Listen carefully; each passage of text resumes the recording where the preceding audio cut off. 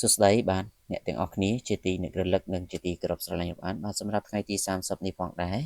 ខ្ញុំបាទក៏បានធ្វើការចែកជូននៅវីដេអូទម្រង់ឆ្នោតខ្មែរបាទសម្រាប់ពុកម៉ែមីមីដែលនិយមលេងឆ្នោតខ្មែរទាំងអស់គ្នាគ្រាន់នឹងបានទស្សនាកំសាន្តនិងយកលេខទៅធ្វើការផ្សងសំណាងអញ្ចឹងបងប្អូនលោកយល់តា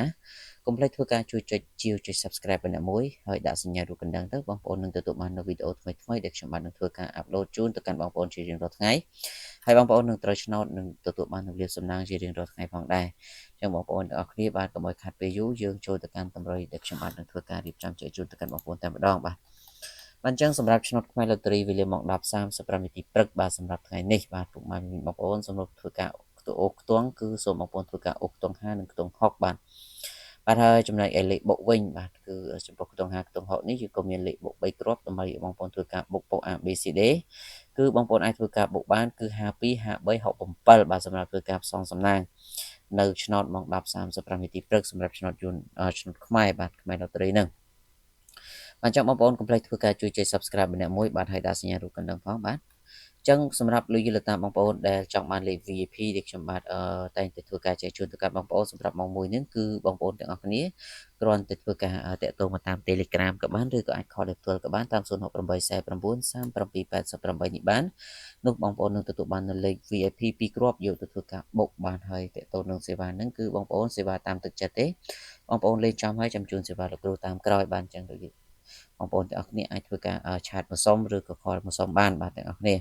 បាទសម្រាប់ម៉ោង 3:45 នាទីពេលរសៀលវិញបាទសម្រាប់ឆ្នោតខ្មែរលូតេរីសម្រាប់ខ្ទង់អូគឺបងប្អូនសូមធ្វើការអូខ្ទង់10ខ្ទង់20ហើយចំណែកឯលេខបុកយើងបុក16 17 24បាទសម្រាប់ធ្វើការលេងនៅពក ABCD បាទយើងទៅមុខបន្តទៀតសម្រាប់ម៉ោង6ឆ្នោតខ្មែរលូតេរីបាទសម្រាប់ខ្ទង់អូម៉ោង6ល្ងាចបាទពុកម៉ែមីសូមធ្វើការអូខ្ទង់6និងខ្ទង់7បាទចំពោះលេខបុកវិញគឺយើងធ្វើការបុក68 69 75បាទសម្រាប់ធ្វើការលេង ABCD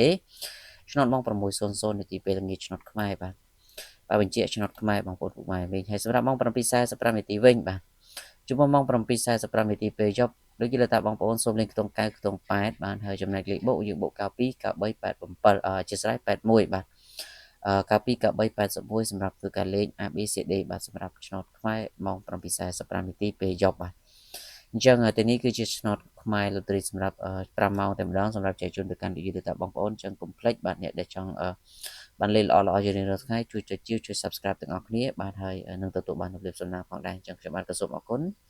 ជូនពរពុកម៉ែមីមីបងប្អូនត្រូវឆ្នោតរៀងរាល់ថ្ងៃបាទសូមអរគុណសូមគោរពលា